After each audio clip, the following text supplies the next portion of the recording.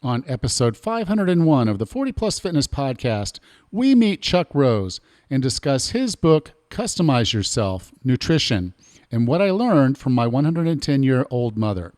You can find the full show notes for this episode at 40plusfitnesspodcast.com/501.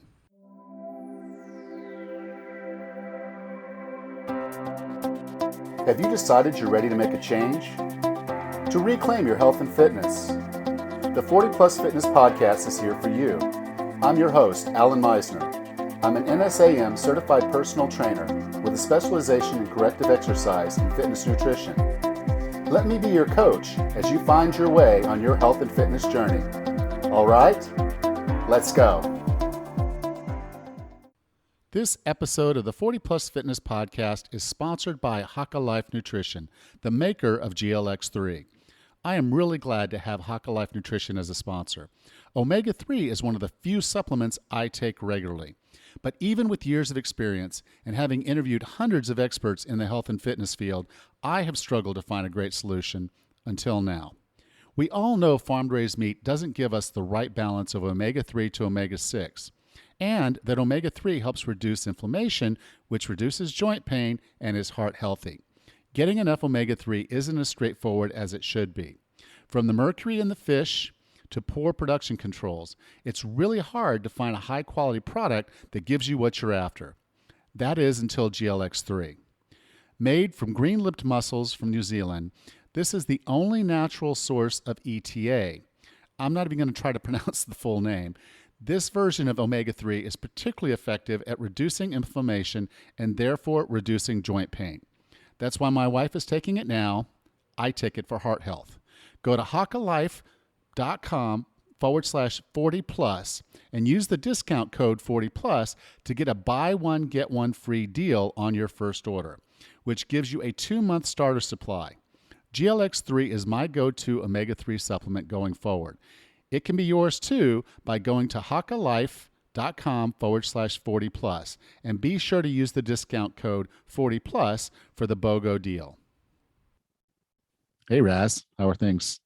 Good, Alan. How are you today? I'm doing all right. We got a lot of rain this weekend, so I wasn't really able to get out and do as much as I wanted to, but I'm getting there.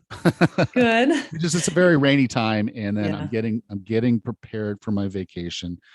So I think as this episode goes out, I will actually be on that vacation, or Yay. really, really close to getting on a plane for that vacation. So on Awesome. my way for sure.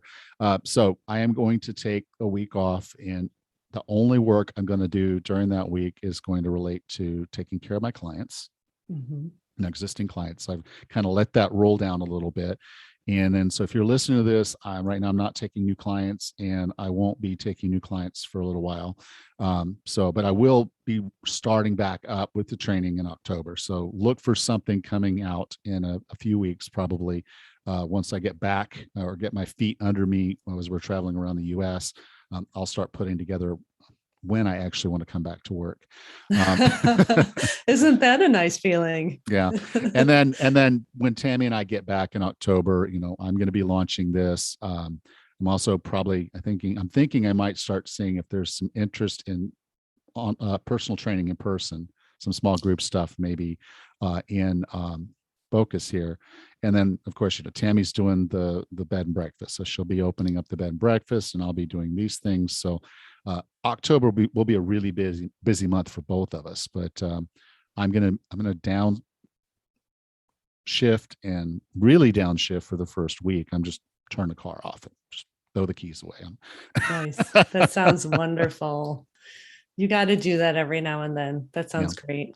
Well, and we missed it. It's like we had scheduled the trip to take the vacation, and then it got canceled. We did go last fall to see family, so we do need to go back, but it was like one of those things. We had the vacation plan. It's like, this really doesn't seem to make sense right now, and then we moved it, and the airline I booked with was a bad airline because they wouldn't even refund the money. They're like, nope, you canceled. No, every airline on earth is giving you a credit, at least giving you a credit, and they're like, nope, if you're not on the plane. I'm like, is the plane even flying?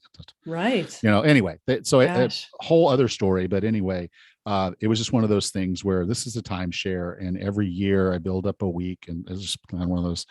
It's not a lose it or use it use it or lose it thing, but it's just one of those where I now have 2 weeks to use in one year, and I don't know that I'm going to go back twice. So I just need to make sure I use this week and push and see if they'll let me roll my weeks out. We'll see. But so this is just a good time for us to go back, get some sun, maybe have a few cocktails, play some volleyball, and and this place I'm going is where kind of my whole story started for my health and fitness journey. As I was there and I was really unhappy with my life and my things, and I said I need to change. And so going back there is going to be kind of interesting, again, because it's that all that stuff is there, the feelings, the emotions, and where I've come and where I was and how much things have changed over that time. Because as you know, this is episode 501. So if you'd asked me back then, do you know at some point in your life you're going to do a podcast? Well, actually, podcasts didn't exist then, but it's a very different lifestyle than I thought I would have at this point in my life. Oh, Alan, that sounds like a great time to reflect on how far you've come. I think it'll be really incredibly rewarding for you to have that time back there. Yeah. And play some volleyball. And then when I get back, hopefully have some energy. Then the travels through the Southeast. I'm going to stop everywhere they serve oysters. Cause it's been over almost a year since I've had any oysters. Oh boy. So yeah, I'm going to eat all the foods I can't get down here, and do it with reckless regard because I'm off and I'm going to take that break, as a detour and that talk about so detours. And wonderful. then when I get back, get busy with my businesses and get busy with myself and make the right changes and get back on that highway. And right now I'm just kind of thinking about what I want to do next. What's that next challenge? What's that next fun thing for me? Neat. That sounds like a great way to start your vacation. I hope you have the world of fun. How are things going for you? Good. I was in hell the other day. Yeah. Mike and I did a race in Hell, Michigan. The race is called the Run Through Hell. It's been on my wish list for years, and I've just never been able to be in the right place at the right time to participate in this race. So it was a 5-miler in hell, and it was just a hoot. It was just a load of fun. We both did really well. Mike got second place in his age group, and I got third place in my age group at that race. So we ran well in hell and had a fun time doing it. So, and we made it through. We're back home now. Well, you know what Winston Churchill said. What was that? If you find yourself in hell, keep going. Oh, that's what we did. Yep. Yeah, right. That's perfect. Okay. Well, you ready to have a conversation with Chuck? Sure. Our guest today has spent most of the last 50 years evolving a set of simple, useful techniques to improve and integrate nutrition, fitness, and mind-body connection. As a part of his customizing journey, he decided to learn what he could from the bookshelves of one of the largest Barnes & Noble stores in the world. From a survey of approximately 500 books in the health-related section, he chose what looked like the best 100 and dove in. The conclusion? About 10 books were worth reading. The other 90 could be used to wrap fish. None of them articulated the customize yourself approach. This situation necessitated writing the Customize Yourself book series. With no further ado, here's Chuck Rose. Hey, Chuck. Welcome to 40 Plus Fitness. Hey, Alan. Great to be here. Thank you. So your book, Customize Yourself, Nutrition, and what I learned from my 110-year-old mother. Obviously, as a health and fitness guy, I'm intrigued. If someone's on this earth for 110 years, they're obviously doing something right. And if your mother is 110 years old, that tells me you're right in my sweet spot demographic of probably being in your 40s, 50s, 60s, maybe even older. 60s, but up there. 60s. Yeah. Okay, yeah, but no, that's cool because you're in terrific health. Your mother is in good health, and I think since I read the book, I guess she's 111, maybe 112 now. She will be 111 in August. Okay. I may have to change the title of the book, but the book just came out, so she's officially only 110. So I now, think yeah, she's the oldest person in New Jersey now. So, okay. Yeah, I was reading some statistics that said they fully expect by the year 2030 for someone to have lived 120 plus years. I know there's one or two I've heard of, but they're fully expecting 100 years old to be something within the realm of possibility for a large number absolutely. of people. And I actually saw another statistic that said by 2060 they expect there to be over 500,000 centenarians in the United States. So we are getting older, particularly as the baby boomer generation is coming through, because we had a lot more information about health and welfare and taking care of ourselves, and so people are living longer with better medicine, better science, better just sometimes doing the right thing.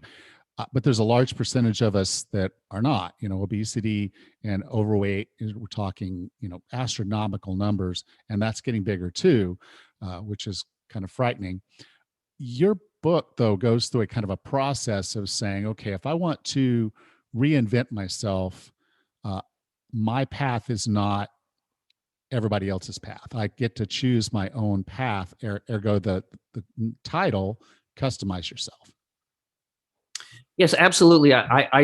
If you look at, I actually have a Customize Yourself fitness book coming out next year, which I've already written the first draft. If you look at why people fail with diets, why people fail with fitness, and you're a trainer, you see it all the time. It's because they are told to, okay, stop doing what you're doing, or like with diets, stop eating what you're eating. You've gained weight, you're eating, not a great diet. Stop that. Now eat this. It's such a shock to not only to the system, it's physically and psychologically. There's consciously, like, well, maybe I don't love all this food, but unconsciously and subconsciously, there's all sorts of alarm bells going off that you're not even hearing yet because it's such a radical change. And I think that's the same thing with fitness. You probably will lose a student if they just get scared after one or two sessions because my knees hurt and I'm afraid to tell this guy that my knees hurt. So if you don't think to say, how do your knees feel when you're on that leg machine, they won't say my knees hurt. So it's so critical in the beginning with these changes, or if you're a couch potato, just to get up and walk down the street, just to walk one block if you're not used to it. I mean, you and I work out 7 days a week. A 1 hour workout for us is probably nothing. I mean, for me, I do it every day. I need it psychologically as much as physically. But to get people, you have to do it gradually. That's why I say the Customize Yourself approach.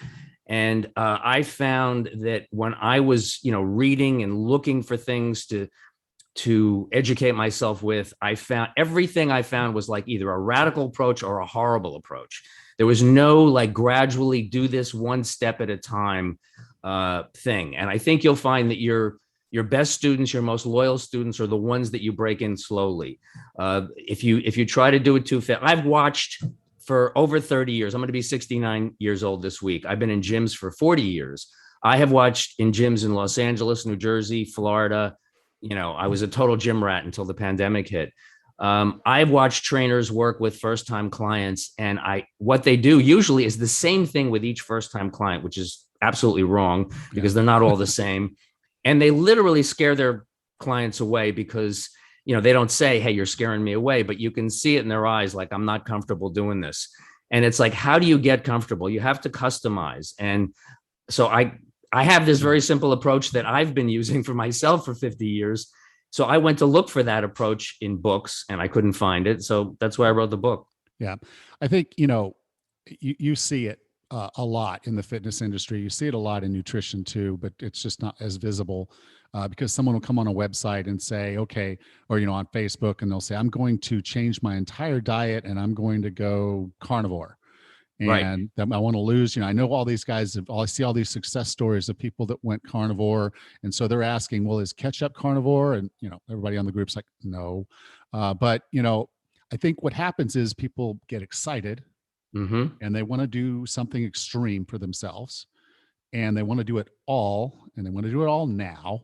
And so they kind of run at this with an all or none approach. And there's some of us, like myself, I'm wired for all or none. I'm the kind of guy who will put my head down and just do it. So if I decide that I'm going to do a certain thing, I just do it because that's how I'm wired. Now I know, like you said, a lot of my clients aren't. Some of them are, but a lot of them are not. So what you're providing with this book, or and the subsequent books that are going to come out in this area, is that this is for the person that wants to have a structure to moderation.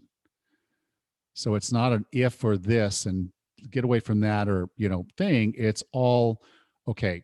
Look at something, make a decision about it intrinsically, and then start walking yourself away from it. And, I think it's also, if you want to be an Olympic athlete, I would say use my approach and take 5 years to become an Olympic athlete. You're not going to become an Olympic athlete in 4 weeks. And I think it works, for an absolute couch potato. And I think it works for somebody who is a regular, into their nutrition or into their fitness and has, gone halfway down the road to take the additional steps. It's like, it's just, I hope it works for them too, but yeah. You're right. It's, I think if you're going to dive into something, or maybe it's an age thing. Maybe I dove into things when I was younger. I don't know. But I like that. I'm skeptical about everything. So I like that gradual approach. I want to feel good with this. I want to know, I don't want to do anything I'm not going to stick to. I mean, I do 1 minute of yoga a day. Now I know I should do 1 hour a day, but because of my weightlifting, running, swimming, and biking, I can't do 1 hour of yoga a day and still get my work done. So there will come a day when I do 1 hour, but I want to do it right. So that's me, but I still do 1 minute. So I know how good it is. Yeah. But that's what I like about your book, is it just kind of has a different feel to it than most of the stuff that's out there, because it goes through and tells you all this bad stuff. Don't eat this stuff. Don't do that stuff. Don't do this. Do this, and eat this. And for someone who's coming at it, it's a lot. And so you're not going to stick to it. I mean, those are I quote a few studies in the book, and just in general. And I want to compliment you too, because I've read some of the transcripts of your podcasts, and you do a tremendous job getting your point across without using too many numbers. Like earlier in our discussion, you mentioned obesity. I would have immediately jumped on and said the CDC said the obesity rate was 42% in America in 2018. And the New England Journal of Medicine just came out with a study in January saying it's going to be over 50% in 29 out of the 50 states in America. And you would have had to put a bag over my head to stop. I just would have kept going with statistics. I love the way you get your point across without doing that, because I think some people blur when you do that. I get excited. I'm like you, jumping into something new. I want all the numbers. I want all the details. I want to read all the studies. But I think most people are like, oh, yeah, stop. You're killing me here. I can't, I'm not going to process all this stuff. Yeah. But I love that you do that in your podcast. I think that's a great strength. And I forgot what I was going to say, because I had to tell you that. Well, I appreciate that. And it is part of saying, okay, each of us has our own individual path. Each of us knows, okay, do I need to lose some body fat? Do I need to get a little stronger? Could I use more stamina to keep up with my grandkids? We know that for ourselves. And one of the approach you take here, and I love the phrase that you use, is the foods. Okay, basically, more harm than good foods. And I think most of us know those foods, the foods that are not serving our body. But the thought of going like cold turkey, and you mentioned ice cream, particular ice cream, and all of that. And so you would not want to live your life without that ice cream, at least occasionally. And so you've listed some what you call them more harm than good foods, and you actually have a little table. And so there's a kind of where you make a commitment to just making a reduction. I want to go through some of them that you have in there, because I think these are really important, and I think most people will see these as their top, not with more harm than good foods. I gotta pay you one more compliment before you do this. You use a great word, and I noticed this in your other podcast, the word commitment. That is so much better than saying you need discipline, you need motivation, which are wonderful things. But commitment is such a great word. I just want to thank you for stressing that because we all have commitments to certain things. That's something we all have in common, and I love that. Sorry to interrupt, but go ahead. That's fine. So Can you kind of talk through just a little bit quickly the process of the more harm than good foods, the table, and how you make a decision on what you're going to do and how you track it? And then, Yeah, of I course, found that. the very end, my favorite part is the party. Yes. I mean, I found this simple way of doing this, and I discovered it by reading. I went to the Barnes and Noble in my, in Monmouth County, New Jersey, this giant store. I went through the health foods, I'd say about 500 books in the health related sections, looking for a better way to do this. And I read or skimmed 100 books, and the best 100 books, it took me 20 visits. And I couldn't find something as simple as this. It's so simple. A lot of people get turned off when their dietitian or their advisor says, "All right, you got to make a list. You got to weigh your food. You got to do." No, it's much simpler. Your list is just foods that do more harm than good. You can list 10 foods, or you can list 3 foods, or you can list 1 food. If you're having ice cream 4 times a week and that's too much, most people would say, look, stop eating ice cream. That would be the best thing you could do. All that animal fat, that's not serving you well. It's winding up on your gut, sugar and fat, too much. Okay, but people won't do that. It's too hard to do. So what you do is you just say, okay, I'm eating ice cream on Monday, Wednesday, Friday, and Saturday. I'm going to skip Friday. That's it, just one day. And if I get to a Friday and I'm craving ice cream, I know I can have it on Saturday, and I will have it on Saturday. So there's no loss there. So what you do is you just say, I'm that one day of ice cream. Then on your calendar, whether it's on your wall, on your iPhone, on your wrist, wherever your calendar is, 6 months from that date, you write 25% less ice cream. And you do 2 things when you get to that date. It's really easy after the first week. You're not going to miss one day of ice cream, and you're going to enjoy those 3 days even more. But if you stopped eating ice cream, you'd probably be miserable. I know I would. So you get 6 months down the road, you get to the calendar, it says 25% less ice cream. You do 2 things. One, you celebrate. It really is something wonderful. If that's all you do nothing else. You don't reduce your bagels, pizza, bacon, or French fries. If you just reduced your ice cream by 25%, you really have accomplished a lot. It really will be good for you, and you should celebrate. The second thing you do is you ask yourself a question. Now, I'm going to put this down on my calendar again in 6 months, 25% less ice cream, because I'm going to celebrate again. But I have an option here. It's only an option. You don't have to do it. Just think about it. I might put down 50% less ice cream. I might cut out 1 more day of ice cream. I might only have it 2 days a week, but you don't have to do that. And if your list has more than 1 item of more harm than good, if you have French fries and donuts on there, you can say, or bacon or whatever, rolls, or like I was killing myself with rolls. I had to reduce my roll intake, but I did it slowly and it worked. So a few weeks from now, after you're used to having ice cream, do it again. You can have another party 6 months after that. You can be having parties all over the place, celebrating your success, and you should. And then you decide whether to reduce it or not. And you'll see too, this might work with your fitness clients. You can do that with exercise too. You can do that with running. You can do that with distance. You can do it with time. You can do it with swimming. You can do it with biking. You can do it with weights on a machine. That same slow, like I'm just going to do this little bit, see how it works. And if nothing hurts, a certain amount of time from now, I'll go on to the next level. And that's how you become an Olympic athlete. Or you just stay at that one level. If you've only reduced 1 harmful food by 25%, and you took my book and used it to wrap fish or in your bird cage, it would be great. I'd be happy. I'd feel like I succeeded. And it's that simple. I couldn't find that anywhere. That's why I put it in the book. Now, the first food that you go after in your more harm than good foods is French fries. Oh, I love French. Let's talk a little bit about why French fries might be first on the list. I can tell you stories about French fries. I'll try to keep it short because we don't have hours and hours. But when I was a kid, I loved French fries. I would in the winter, I had a scheme to get them 3 or 4 times a week. In the summer, I could get them 5 or 6 times a week because my parents couldn't keep an eye on me. I even went so far as to dip my French fries in ice cream. That's how much I liked French fries. And as I got older, I realized that fried foods were really not good for you. So I unconsciously, without knowing I was doing the customize yourself approach, I reduced my intake of French fries. Another thing, and just one anecdote here. I spent 10 years as a lifeguard on Point Pleasant Beach, New Jersey. And people would always come up to us for advice. I don't know why, 18, 19, 20-year-old kids were adults would ask us, what to do with their lives, but I guess they had nothing better to do in the summer. And we also used to attract these teenage girls who were always under 18 and they were too young, but they would fawn all over us and they would want advice too.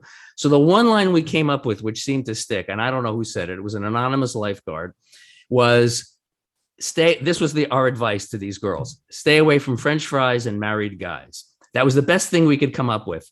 So that line stuck for some reason. And I find the thing with French fries, if that's your thing, if you're eating French fries 4 times a week and you just cut out the French fries one day, when you get to that 6-month celebration, think of 26 weeks later. That's 26 orders of French fries that you didn't eat.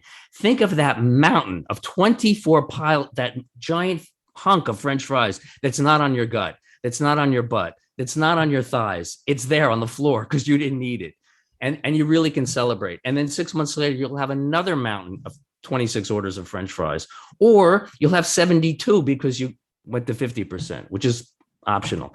But I think French fries is the perfect example. I cut out all fried food within a few years without any work, without any effort. But if you tell somebody who's living on fried foods to just stop eating fried foods, I mean, it's good advice, but it won't work. It's just too much of a shock. They won't do it. But let me tell you, the gradual approach works. I've done it, and it's absolutely simple. Anyone can do it. Yeah, because what ends up happening in this situation is, okay, I tell myself no fried foods whatsoever.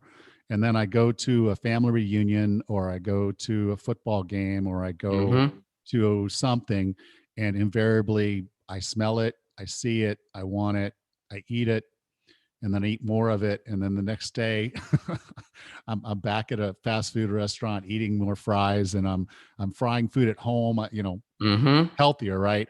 Having worked in fast food, I tell you, yeah, if you're frying at home, it's probably is healthier, because if you don't want to even look in those fryers at the fast food. I'll give you a hint though. If you fry at home, try this at home. If you really want to prove something, eat a baked potato with dinner and weigh yourself. The next night, eat fried potatoes and weigh yourself. You'll probably notice that you gained a half a pound or a pound, just the difference of eating a baked potato and eating a fried potato in one day. I think, again, just as a demonstration, I did that once, and I did it twice, and I proved it a couple of times. It really does happen. That extra grease just lays there. It doesn't go away so fast. Yeah. Now, one of the other foods that I want to talk to, and it's one we've talked about a few times on the podcast, but I really want to send this home, is that for a lot of people that are against meat eating, and particularly for ethical reasons, but they're more focused on the factory meat. And so you consider factory meat one of those more harm than good foods. Can you talk about factory meat and why we should be avoiding it? Absolutely. Factory meat. Now, I decided to stop eating meat 30 years ago. And I talk about in the book how as a kid, I craved meat. I had to have it twice a day. Couldn't live without it. Once a day was not enough.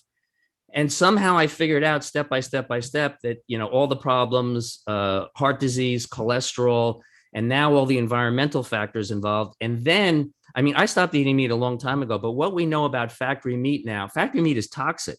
If you're going to eat meat, I'm not going to talk you out of eating meat. What I'm going to say is stick to grass-fed organic meat, and, in reasonable portions, and you'll be fine. But if you're going to eat meat, really avoid factory meat, because there are so many. If you look at pre-COVID-19, there are several epidemics that have broken out, that have come out of meatpacking facilities, because they're just full of virus and blood and guts, and they're really unsafe and unhealthy. Also, millions of acres of in Central America, South America, are just being wiped out for cattle grazing. The methane gas coming out of cow butts and mouths is about 15% of the CO2 problem for climate. And you can go on and on. To make 1 pound of beef. Now, I learned as a freshman in college, to make 1 pound of beef, it took 8 pounds of grain. And I thought, wow, you could, and I was also taught in my ecology class that you could feed the world. You could wipe out hunger easily if people ate less meat, because it's 8 pounds of grain for 1 pound of beef. What I didn't know then, it also takes 2,000 gallons of water, 1 gallon of gasoline, and all sorts of other resources to make that 1 pound of beef.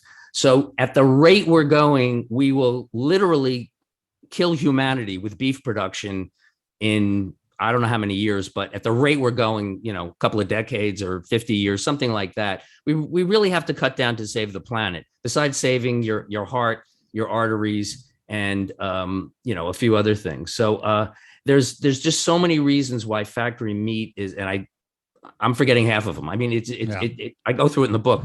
I mean, there's just so many reasons why factory meat is so bad, but I'm not completely anti-meat. If you're a meat eater, just do it the right way. That's all I'm saying. Yeah. The struggle I have, because, if I'm going to get meat, I want to get it from a local vendor, a local farmer, grass-fed, finished. That's what I want. Most of what I eat is that way. The issue I really have with factory meat is that, these are not well cared for animals. They're sick. Horrible. They're crowded. They're put into little places. Absolutely. And they're fed grains, which is not their natural food. They're fattened up, and if they get sick, because they are going to get sick, they don't even wait for them to get sick. They're shot up with antibiotics. They're shooting them with steroids to make them bigger. And just like some of our vegetables, they've bred these animals to basically outgrow their frame, to be bigger, heavier, fatter than they were ever intended to be, as happy animals. So there's just, for me, it's the toxicity of the antibiotics and the steroids and just unhealthy animals. There's no way I feel that that's giving me the nourishment I need. And what I've found is, if I go ahead and pay up for a steak and get a grass-fed, grass-finished steak, what I am paying like maybe 2 to 3 times more than I would pay for the regular steak. And the same for hamburger. But what I found is I eat about 2/3 or half less. And so, not to throw a lot of statistics at you there, but you could do the math and basically see it doesn't really cost you much more to buy a higher quality product if you can get the nourishment you need by eating less. And so that's how I approach it, is I don't eat as much beef or chicken as I used to, because I don't need the large portions, because I get the nutrition I need from the smaller portions. Therefore, it doesn't cost me any more to eat the way I eat. I would emphasize what you just said about, do I want to consume these hormones? Do I want to consume these antibiotics? Do I want to consume these steroids? When I eat that factory meat, I'm consuming all that. What is that going to do to me? How long am I going to live consuming all those steroids and antibiotics and hormones? I mean, what's that going to do to my health? And the business about what it costs, I would say, when you look at what you spend on sugar or liquor or going out to eat, even if you go out to eat a lot, even if you spend a lot of money there, now compare that to what you spend on your mortgage, insurance, car, clothing, children's education. Food is really not that big an expense. If you wind up spending 20% or even 50% more eating healthy, organics, whatever, the benefits far outweigh. And plus, if you're even a couple of pounds thinner, you're going to spend, $50,000 or $100,000 less on medical bills in the rest of your life. I mean, you really come out way ahead of the game financially if you just take a few basic steps. Yeah, it's way better than investing in the stock market, for sure. Even that. Food is better. Okay, you mentioned it, so let's jump into that. Let's talk about why sugar is one of those more harm than good foods. Yeah, sugar is just, I as a lark, as I was writing the first draft of the book, I started writing about comparing sugar to cocaine.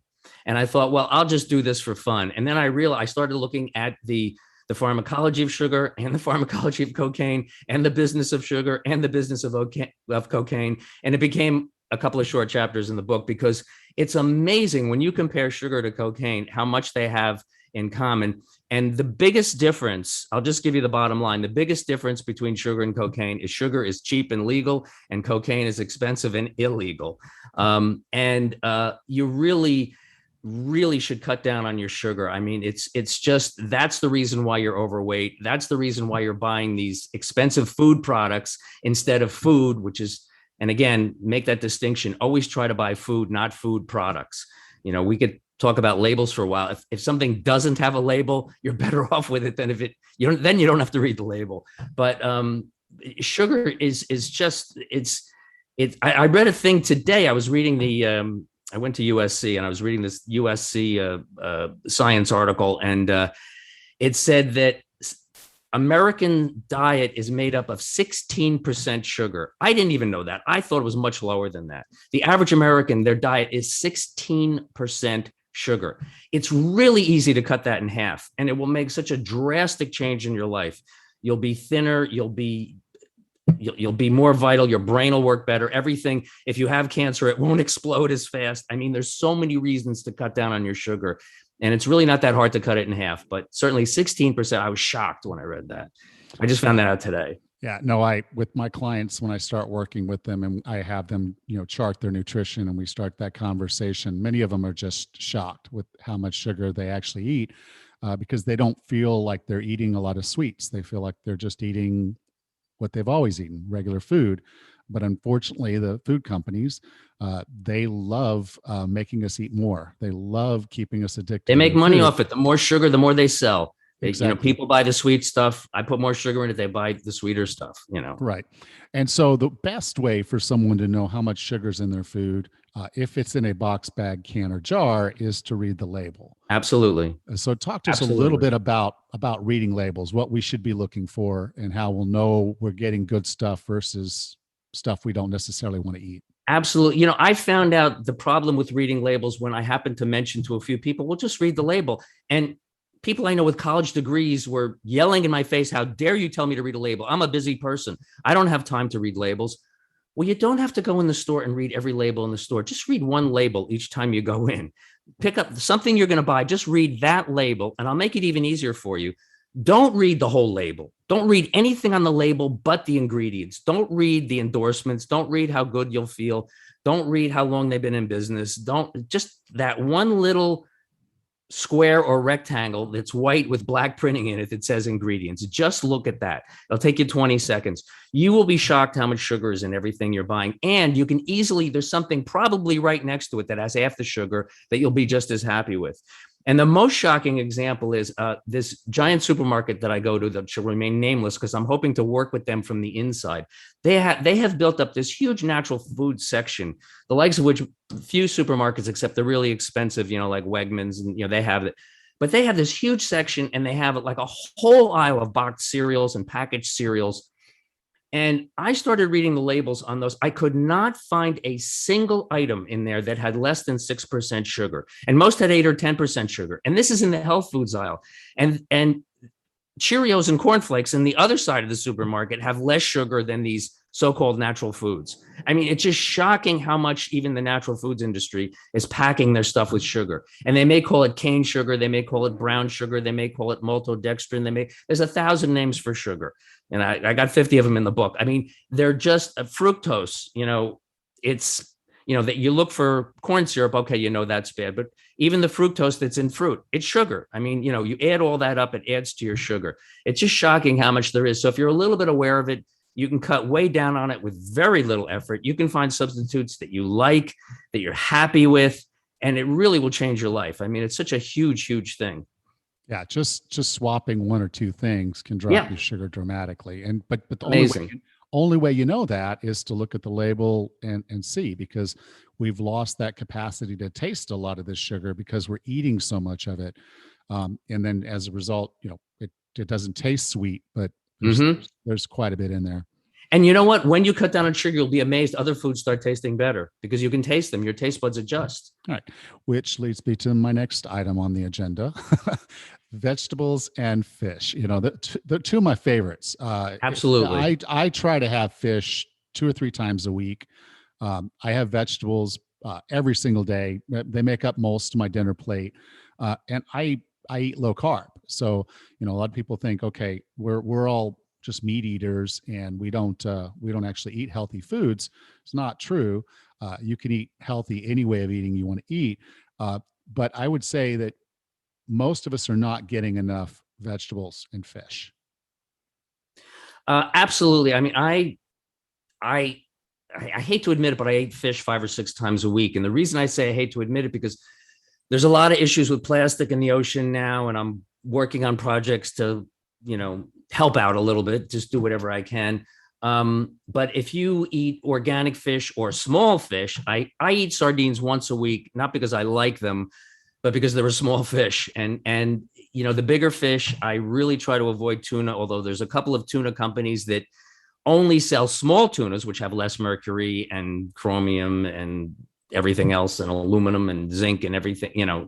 If you can eat smaller fish, that's better. Vegetables, everybody can find vegetables that they love. If you don't love certain vegetables, if certain vegetables don't love you, I mean, I know, for instance, for myself, I have problems digesting cruciferous vegetables. So I found the ones that don't bother me so much. Kale is a phenomenal cruciferous vegetable, but don't eat too much of it. It's like, anything else, don't overdo it. But if you play around, if you experiment, if you customize, you can find a mostly plant-based diet that you're happier with than your mostly not plant-based diet pretty easily, and you don't have to go vegan. You don't have to go all the way, but if you can just go a little bit of the way, you'll feel better. You'll be better. Everything will function better. Everything in your body down to the molecules will work better because those nutrients are what you really need to function well and be healthy and live a long time. I credit vegetables to my success. I'm going to be 69 years old this week. I work out with the Manasquan Beach lifeguards. They're one of the best lifeguard crews on the Atlantic Ocean. These guys are great athletes. They're mostly in their 20s. I can pass the lifeguard test. I can swim and run fast enough to be a lifeguard. Every summer they offer me a job there, and I politely I'm thrilled to be offered the job. But most of the people I know my age can't do that. They're overweight, they're stuck on the couch, and a lot of it has to do with they're burdened with sugar. They're burdened with not enough nutrients because they're not eating enough vegetables. It's amazing how good vegetables are for you. Yeah. I got them on the cover of my book. There's vegetables. Can I show the book? Is that okay? Yeah. My two favorites here are bananas and carrots. So if you're stuck on a tropical island or in Panama like you are, you got plenty of bananas. If you're stuck, somewhere else, you'll find the carrots. Those are my two favorites. But any vegetable that you like, you can absolutely make your life better with, and they'll fill you up. It's better filling yourself up with bananas and carrots than it is filling yourself up with bread and French fries. And I can attest to that because I've done it both ways. Yeah, I agree. And it's not, again, the customize yourself approach here is not you must do this or you must do that. It's really okay, the foods that are not serving you. And, you mentioned one that everybody else will be able, of course you want to eat more of this, blueberries. You struggle with blueberries. Right. So I found blackberries. I have been hearing, I think all the news and marketing on blueberries, a lot of that is created by the people who sell and market blueberries, who have convinced you that blueberries is the magic food or superfood. A lot of things are called superfood. Walnuts, superfood. Another superfood I have an issue with. Walnuts make me vomit. Most people, and it's a great superfood. Blueberries don't agree with me. But then I found blackberries. Blackberries agree with me just fine. So if there's a great superfood that people say, oh, you got to eat this. Like I just told you to eat bananas and carrots. If those don't agree, that those don't work, try something else. You'll find, that's why I say the whole customized thing. You'll find stuff that you like. I mean, I gave up on blueberries, after trying many times. And then I discovered blackberries by accident. I was at somebody's house and there was a blackberry there. And I said, oh, that works.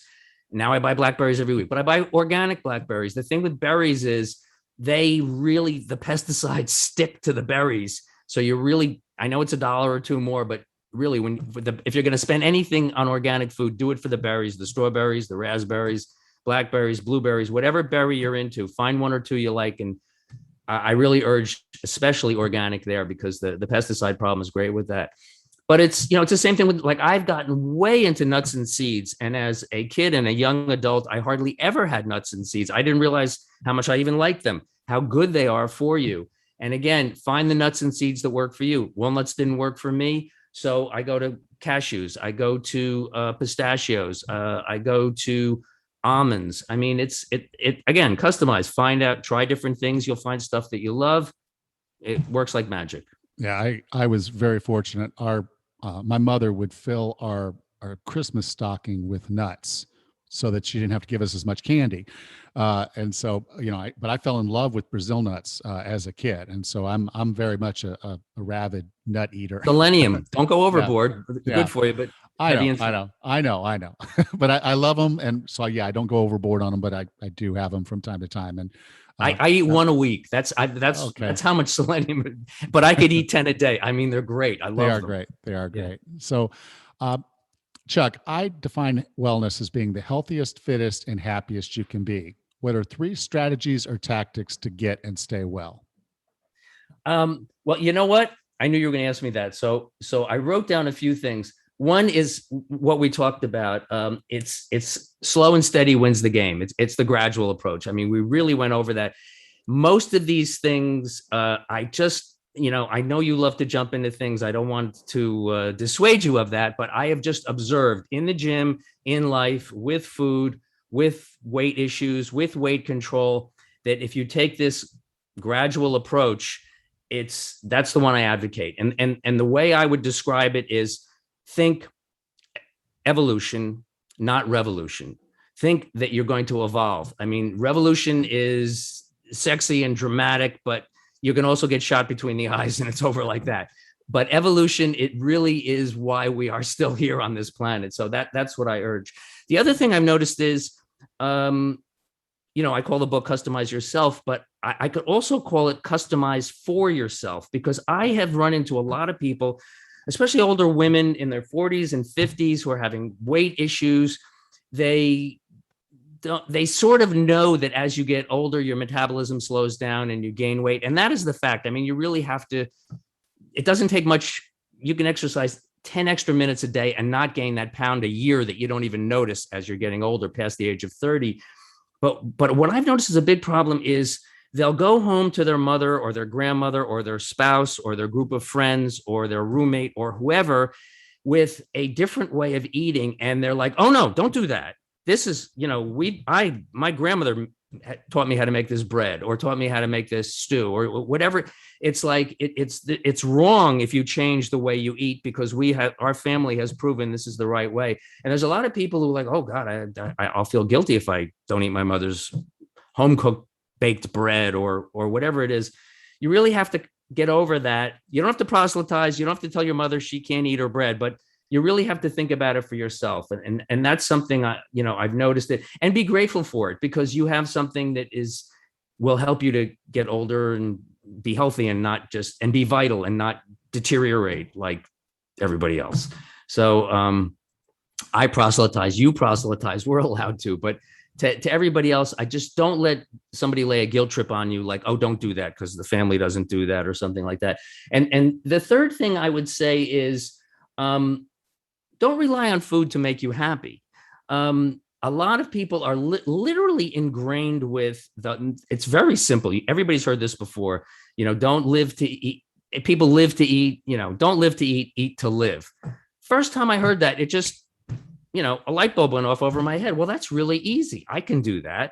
And, I find most people live to eat. And if you eat to live, it's a better thing, and find other things to be happy. So I'll give you one more thing. And this is a guaranteed way to be happy. That's another thing I want to compliment you on. You make a point of in wellness that happiness is an important component of that. I have never heard a trainer say that. I have never heard, even nutritionists say that. I think it's so important that you include that in what you teach to your students and what you tell your listeners, because people do want happiness. It's one of the things that we have in our Constitution, happiness. Yeah. So I will give you a surefire way to be happy. And again, no trainer ever told me this. I guarantee this will make you happy every day. Play with a dog. If you don't have a dog, find a dog. Play with your neighbor's dog. Go to a dog park or get a dog. I'm telling you, 5 minutes playing with a dog, 2 minutes playing with a dog a day will make you happy. I just guarantee it. And you can find simple things like that. It is really that simple. Don't make it complicated. Make it simple. So play with a dog is my last one. Yeah. One of my favorite quotes is, I aspire to be the guy my dog thinks I am. Oh yeah, great quote. Great. Just watch a dog. Look how happy the dog. I watch dogs and I go, why can't I be that happy? Why can't I jump in the air and do a backflip and roll around on my back and run up to another dog and nip their ear? I mean, you can't do that with people because you'll get in trouble. But Yeah. look, I wish I could do that. Chuck, if someone wanted to learn more about you, learn more about your book, Customize Yourself, Nutrition, where would you like for me to send them? You can go to either Amazon. Amazon is where you can buy the book. Just look up Customize Yourself Nutrition, or you can go to my website, which is customizeyourself.org. Very simple, customizeyourself.org. Okay. Either way, you can find your way to me, and I'll be happy to be your friend. And I hope I can help a little bit. Thank you. You can go to 40plusfitnesspodcast.com/501, and I'll be sure to have the links there. So Chuck, thank you so much for being a part of 40 Plus Fitness. Alan, thank you so much. Anytime. I had a blast. I will do this with you anytime. I am at your service. Okay. Well, you've got the nutrition book coming out next year, so we'll be in touch. Okay, great. Thanks a lot.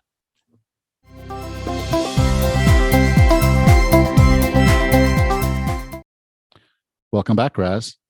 Oh, Alan. Oh my gosh. We have a lot to talk about here. But before we talk about customizing ourselves, which is just brilliant, I got to go back to what you guys said at the beginning about having 500,000 centenarians by the year 2060. How is that even going to be possible? It's really just a function of numbers. Okay. It's not that there's going to necessarily be a larger percentage of centenarians than there are today. Okay. It just means there's going to be a lot more people. So our population is, unless something tragic happens, our population will continue to grow. We're approaching 8 billion people now. By that time, my guess is we'll probably be somewhere in the 9 billion, maybe closer to 10, somewhere in that range. So you just added over 20% more people. To have more people, when you have those more people, then of course the percentage of whoever's going to make it to 100 goes up. And so, as you look at and then the other thing is, there's an expectation that technology will extend our life expectancy some. At one point our life expectancy was below 45, and then within 100 years we now have it up to, I think for women is something like 78.8. For men it's hovering somewhere just in the high 77 point something. So you look at it, the average person in general is going to live till they're in their late 70s. And then you have these statistics. It's a bell curve of people that are going to live one standard deviation longer. It's that's a few years, and then 2 standard deviations, and 3 all the way out. And then those outliers that they live to 100 is just like on the other side of that average of the kids that die at birth. And so the average is really just a function of math to say, okay, if we can keep more kids from dying and making it even to age 1, then that shifts the average. But when you start looking at the outliers, it's really, if you have more people, then even the number of outliers goes up. So it sounds like a big number. It but does. You can take it and round it. I mean, you kind of look at it from a percentage of people, 50 million relative to say 10 million. 10 billion, you still see it's a very small fraction of people. It's effectively a rounding error, if you will. I know it sounds terrible, but but what it speaks to is when people know there's the potential to live longer, because they're fixing the medical care, they're making us live longer. The question isn't, will I make it to 100? It's like, how much am I going to like being 100? And the last 10 years of my life, what are those going to be like? So I want to be able to wipe my butt at 105 comment is really me acknowledging that there is a potential for me to live that long. And if I'm going to be here that long, what do I want my life to be like? That's a good point. I had mentioned to you earlier that I had great grandparents that lived until 103 and 104 when they both passed within about a month of each other. So, and they are like my example of what potential I have to have a long and healthy life, because they didn't leave their home. They lived in their home until they were 97 years old. And then they went into assisted living. And I recall my great grandfather used a cane, but I don't recall either of them requiring a wheelchair to get around until maybe later. But they were both very healthy people until they decided to get some assisted living. I think they were just tired of the upkeep of their farm property at that point.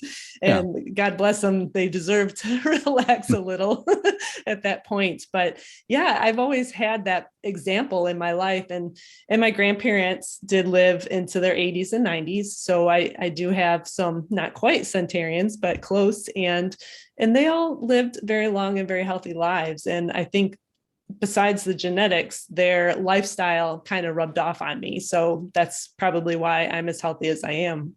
Yeah, and that's one of the cores, is that genetics is sort of the blueprint, if you will, for what's possible with your body. If you have the right genetics, then you can be an elite athlete if you do the training. It doesn't mean you're an elite athlete just because you have the genetics of an elite athlete. So you have to do something to make those genetics matter. And so I like to think of it in terms of the blueprint, and you can decide if you're going to build your house out of steel and wood, or whether you're going to build your house out of fluff and Twinkies. And oh boy. And so if we're building our house the right way and we're using good materials, those materials will serve us over those years. There are houses, the house I'm in right now, when I'm in Lula's, this house was originally built over 80 years ago. Ooh. Now it's been rebuilt over and everything else. But when we tore up the floors here in this particular room, we could see where they had literally just set wood on dirt, and you just don't do that if you want that house to stand for a long, long time. That's how you do a barn. People build barns, and sometimes they do that. Sometimes they put footings, but a lot of times they'll just let the wood sit on the dirt, and that barn's not going to last more than 20 years, and then it's going to be gone. So the fact that this thing was still standing was huge, and we didn't realize it. They started tearing out the wall, and some of the structure was gone. As a result, we saw the house starting to shift. You couldn't open the doors in here. So, when the contractor showed up that day, I'm like, we got to do something, because when you can't open a door, that's an indication that something bad is happening. And so the main contractor got in here and said, yeah, we got to shore up these walls today. So this my gosh, all over. But that's the whole point, is, the structure's there, the blueprint's there. If you're using quality materials and doing things right, so you're feeding your body the right foods, you're building your body the right way, then you have the capacity to last a lot longer, and for the quality of that lasting to be there. So if this wall had fallen, then part of Lula's would have fallen. The whole thing wouldn't, because a large percentage of it is concrete.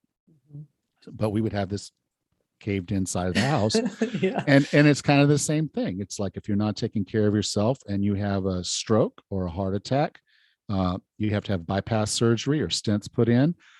All of those things, they're basically making it harder. They're slowing you down. Or if you fall and break a hip, it's that concept of, the healthier you are before you go into something, the better off you're going to be. And so that's where the concept of centenarians, and the reason I want to bring it, because his mother's 111. Oh my gosh. And so, yeah, I'm going to listen to her. And Chuck has a fitness book coming out, and as soon as his fitness book is out, I'm going to have him back on to talk about that, because yes, I'm absolutely going to listen to people who are living that. We had on Barbara and Margaret a couple of weeks ago, who were going into their 70s, and I'm like, yeah, I'm going to listen to them, because they're there, where I'm going to be. They're an opportunity for us to look into the future and see things we can change now, so we're not dealing with that in the future, because we're not going to have a time machine and be able to come back and fix ourselves now. Say, they're not going to come back and say to our 40-year-old selves or 50-year-old self, please exercise more. Please don't eat that crap. I'm sure, as I sit here as a 50-year-old, I look back at in my youthful days, and And I think, well, maybe I should not have celebrated with McDonald's after a half marathon, because I did, Yeah. but I don't anymore. But what Chuck mentioned, or his whole theory about customizing, I think is so brilliant, because we want the right diet. We want the right exercise regimen, but it's not one thing. There's so many options of diets to follow or different type of exercise modalities to follow. And you can't just assume that you can put A and B and get to C. You just need to customize it to see whatever suits you. Yeah. Well, we're all different, Mm-hmm.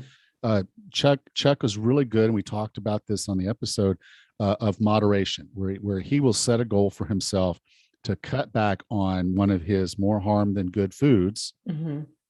and say, instead of eating pizza 4 days per week, I'm going to only eat it 3 times a week. And that's a 25% decrease in the amount of pizza that he's ordering and eating. He can do that. Mm-hmm. Me, I would be thinking about that pizza the whole time. I can't, I don't do moderation well. And knowing myself that way, it's like, if I tell myself I can't have pizza, then I'm going to be like, okay. Right now I live close enough to a pizza place, but my thing was pizza. And that was the thing I want to get rid of. And I lived across the street from my favorite pizza restaurant. And I knew that I could order that. And I loved it. It's called Chow here on the island. So if you're ever coming to Bocas del Toro, make sure you go up to Chow. It's the best pizza on the island, and Nice. wonderful owners too. Oh. But that said, they're open, I think, 4 days a week. And so they're open Thursday, Friday, Saturday, and Sunday. Those are open days right now. And so if I said, I'm going to have their pizza every single day, and that I'm going to order a pizza every single day. And then I say, okay, well, I'm eating pizza 4 days a week. I'm like, I'm going to skip one of those days. And so I just decide I'm going to skip Thursday. I'm going to be thinking about that pizza all day on Thursday. Mm-hmm. And then what's going to end up happening is I'm probably going to order 2 pizzas on Friday.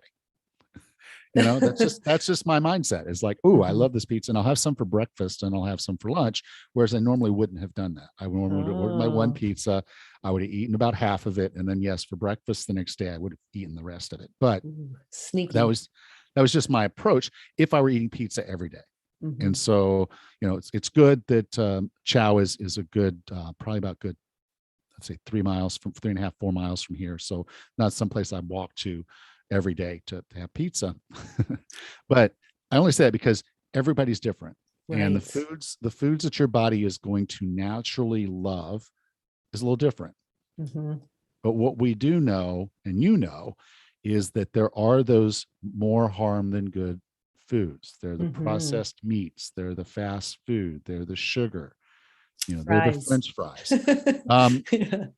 And so find your poison, find the things that you're eating that are not serving you. And then just do a little less of them. And I'm pretty sure when we get to his fitness book, I'm assuming it's going to be a very similar message of just try to do a little more. I love it. If you're not doing anything now, just try to walk for 15 minutes in the evenings. And, I love that idea, because like you said, if you just take it, well, like he said, slow and steady wins the race. If you just try a few things, like change an unhealthy breakfast, like if you have cereal, which is laden with sugar and junk, change cereal to maybe oatmeal or to maybe eggs, just take one meal and change it, or take one afternoon snack and change it to a fruit or a vegetable snack that you wouldn't normally eat. If you just do little things, it all accumulates to big results. Yeah. When I'm talking to a client about, when we're talking about their food, and there's a food that kind of fits that same category of more harm than good, I usually talk to them in terms of 3 things, because there's 3 things you can do. If there's a food that is doing you harm, okay, you can eliminate it. So I'm not a moderation person. So for me, that's the clear path for me, is just eliminate it. Okay.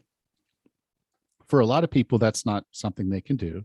So we want to reduce it. So that's Chuck's method, where Chuck's saying, okay, if you want French fries and you usually eat them 5 days per week, can you cut one of them out? And at least that's a 20% reduction over what you were doing. and you can do that, then that's great. So that's reduction. And then the third way is replacement. Okay. And so a lot of folks that will get into keto will use cauliflower as a way to avoid eating potatoes. So they'll make mashed cauliflower. They'll also use cauliflower for the crust of pizza. So they're doing away with a lot of the carbs that would come in their pizza. So using cauliflower, they've effectively reduced or replaced what they were doing before. So it's a replacement. So the three ways are eliminate, reduce, or replace. I love it. Great tips. And a lot of people will do that with sodas. So they drink a regular soda, Coke, soft drink, pop, whatever you want to call it. Yeah, we call it pop. I think I got all of them. But yeah. I'll just call them soft drinks for the sake of clarity. Let's say you're used to drinking a soft drink. Maybe it's even just one per day. You have your one soft drink per day, and you look at it and it's 39 grams of sugar. Like, wow. That's a lot. In a little 12-ounce can. And you say, I'll just replace that with a diet soft drink. That is better, but it's not optimal. And that. This is a more harm than good food. So his second stage of the customized process is then, after you've accomplished that, you've shifted from the regular soft drink to the diet soft drink. The next stage for him would be to look at that again and say, can I make another foray into this? Can I cut back on those? So maybe that's a volume thing rather than just an exchange thing. But finding the way that you can reduce your exposure to something that's doing you harm is going to be good. I love that. He said, eat to live and not live to eat. And if you can think of the foods that you choose in terms of how they benefit your overall health and fitness, it's sometimes a little easier to get rid of some things. I know that for me, bread doesn't serve me. It doesn't give me any energy. It doesn't give me any building blocks of protein. It's just, to me, it's a useless item for me in my diet. So it's easy for me to slough that off. But I also focus on protein, because I need that for all of the weightlifting and running that I do. I need to make sure my muscles are healthy and are rebuilding when I push them too much. So, it's just different attitude towards what you choose. Yeah. Well, again, I'll just go back to the concept of there is a genetic blueprint for you. And then you're making decisions about how that blueprint is used. And so the food that you're putting in your mouth are building blocks. And they're going to determine how healthy your muscles are, how healthy your bones are, how healthy your ligaments and tendons are, how healthy your brain is. And so if you're not putting the right building materials in there, you are building your body out of fluff. True. And too much of that means that you're going to be building weakness into your frame. Now, you might lift weights and you might run, you might be this tremendous athlete, but if you're still eating Taco Bell and other crap and rebuilding your body with those, and every cell in your body dies and is replaced by something else, another cell of the same meat and model, but it's made with what was available at the time. Now, you can recycle some of the amino acids and things from that, some fats from the cells, but in a general sense, we have to keep eating those building materials to replace those cells. And if you're not getting adequate protein, you're not getting adequate nutrition, calcium, magnesium, all of it, healthy fats. If you're not getting those things, then now you're building the cell membranes, the cells themselves, out of bad stuff. And that's like Lula's wall that was built on the dirt, wood on dirt, and it rotted through. And as soon as we took away just some of the support, we could see the damage. And so just any little thing happening to your health and fitness, you're going to be impacted a lot worse than if you had done less harm. Right. Just one last thing I want to point out real quick is that where you get those nutrients, like the calcium and magnesium and proteins and stuff, can totally vary from person to person. And you don't need to be a vegan or vegetarian or paleo or keto or any other named diet. And like Chuck had mentioned, he can't digest cruciferous vegetables, or he does not like walnuts. They don't agree with him. Or blueberries. Or blueberries. Blueberries. Well, truth be told, my mom is actually allergic to blueberries. So no matter how much of a superfood it is, she can't eat them. But that's exactly my point, is that if you choose not to eat meat, fine, then find those important building blocks in the vegetables and nuts that you choose to eat instead. Or if your body can't digest kale and cruciferous vegetables, then maybe a more meat based diet is appropriate for you. But there's such a diet war out there. And that's what I want to get across, is that, like Chuck said, you have to customize it to what your body needs, and don't get hung up on one diet or another. Just choose the right foods that your body needs. Absolutely. All right. Well, Rachel, with that, I guess we'll go ahead and call it a show, and I'll talk to you next week. All right. Take care, Alan. You too. Thanks. Next time on the 40 Plus Fitness podcast, we meet James Petrossi and discuss his book, Know Your True Self, the formula to raise human consciousness. Until then, have a happy and healthy week.